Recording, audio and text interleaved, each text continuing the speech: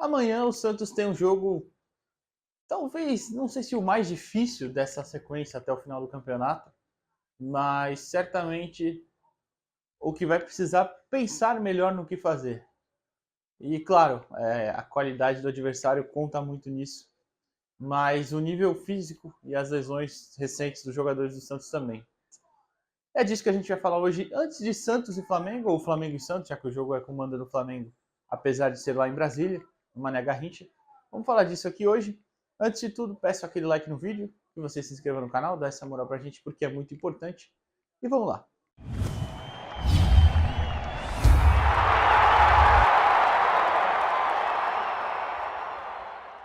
Eu vou começar explicando, antes de explicar, aliás, vou falar que a gente, só para lembrar que a gente tem dois desfalques importantíssimos, né? Marcos Leonardo suspenso pelo terceiro cartão amarelo, que ele forçou, né? Já que o joelho dele não estava tão bem, estava com dores, um incômodo. É, foi-se até cogitado que ele fosse poupado contra o Corinthians, mas acabou indo para o jogo.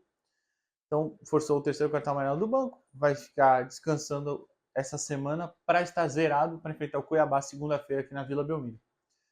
E o João Basso, que teve uma lesão, que até o Santos divulgou, né, ontem e tal, e como a gente já tinha postado o vídeo de ontem, que foi das entrevistas da Zona Mista, que ele mesmo já falava, né, que achava que tinha sido algo sério.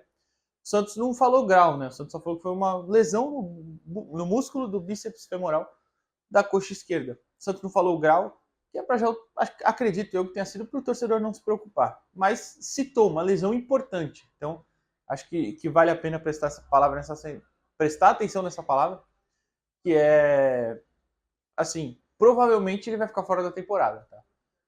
O campeonato tem mais um mês aí, 1 mês e 10 dias para acontecer, né, para terminar. São 8 rodadas. Normalmente, uma lesão na coxa demora aí pelo menos 2 semanas, 15 dias, né, para se recuperar. Como a dele ainda foi mais séria, já se leva aí umas 3 semanas, 4 às vezes, então praticamente já foi o final do campeonato. Então acho que a gente já não pode mais contar com o João Basso, que vinha sendo uma peça importantíssima para a defesa, um líder dentro e fora de campo. Tem vídeo aqui falando sobre as lideranças, principalmente dele do Rincon, né? Então tem esses dois desfalques. E a informação hoje à tarde foi dada pelo Ademir Quintino, que 6 jogadores estão com CK alto. Né? CK é aquele exame que se faz no sangue para ver se a musculatura está perto de estourar, está, né? Tá perto de estourar, se já está muito desgastado. E, claro, esses exames são feitos de forma rotineira no clube, em qualquer clube. Mas dessa vez estavam mais altos e 6 jogadores. Então o Santos pensa, né, em poupar alguns atletas para amanhã. Esse exame vai ser repetido amanhã, algumas horas antes do jogo, para saber se com o descanso, porque isso pode variar dependendo do tempo de descanso do atleta, né? Se com o descanso de hoje para amanhã, né? Hoje o Santos treinou 5 horas da tarde, se diminui, se não diminuir, alguém tiver muito alto, próximo de estourar, né? Alguém que esteja mais alto deve ser poupado. E aí eu vou explicar o porquê que eu entendo, né? E acho que seja o mais importante nesse sentido. Um deles é o Tomás Rincon, tá? Vamos supor que o Rincon seja um desses caras que está mais próximo ainda de estourar, já que ele não jogava há muito tempo, né? Jogava desde junho, depois chega aqui, começa a atuar seguidamente direto, vai para a seleção, volta, viagem longa. Vamos supor que um deles seja o Rincon. O Rincon perto de estourar, tendo 8 jogos a fazer e tem uma data FIFA no meio que certamente ele vai ser convocado, então você pode colocar aí no mínimo 10 jogos para o Rincon até o final da temporada. E tem jogos, não que o Santos não possa vencer amanhã, claro que pode, é evidente que pode, mas é mais difícil, é só pensar um pouquinho mais no que encaixa, no que é o campeonato do Santos, né?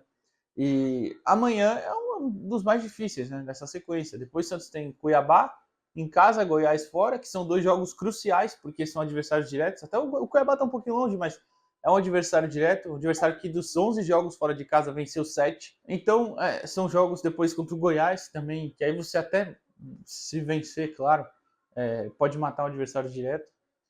Amanhã a rodada também tem Vasco e Cuiabá, então confronto direto.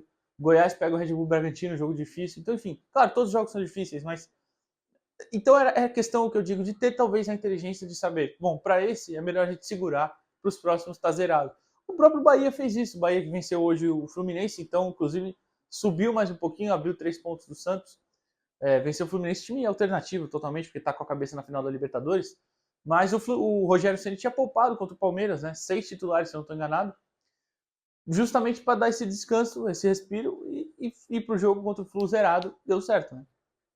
Então acho que talvez seja a hora de pensar um pouquinho nessa situação para saber o que pode fazer. O Flamengo está desfalcado do Everton Ribeiro e do Pulgar, mas tem grandes jogadores, a gente sabe, Bruno Henrique, Gabigol, Arrascaeta, Gerson. Inclusive, eu falei isso no resenha e cito aqui de novo, o Santos não pode, de qualquer forma, seja jogando com reservas ou titulares, não pode dar o espaço que deu contra o Corinthians entre as linhas de defesa e meio de campo, porque senão o Gerson vai deitar e rolar ali, o Arrascaeta principalmente. Mas enfim, se não acontecer de poupar ninguém, for com o time completo, a escalação deve ser essa que vai entrar na tela para vocês. Com João Paulo, Lucas Braga, Joaquim, Messias e Dodô. Imaginando que ele vai repetir o time contra o Corinthians, tá? Que ele colocou os 3 volantes também, apesar da estratégia não ter dado certo, igual ele mesmo admitiu, Marcelo.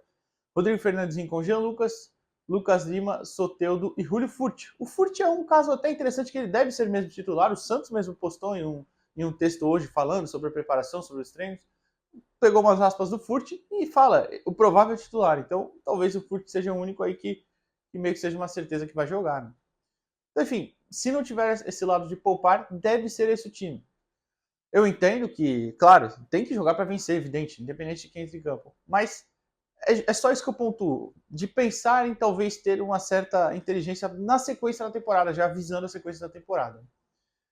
E perder um cara como o Rincon agora, por exemplo, seria, né, trágico. Já não basta o João Basso, né? Então, assim, se a escalação for essa, beleza, vamos para cima, mas se não for, eu também entendo.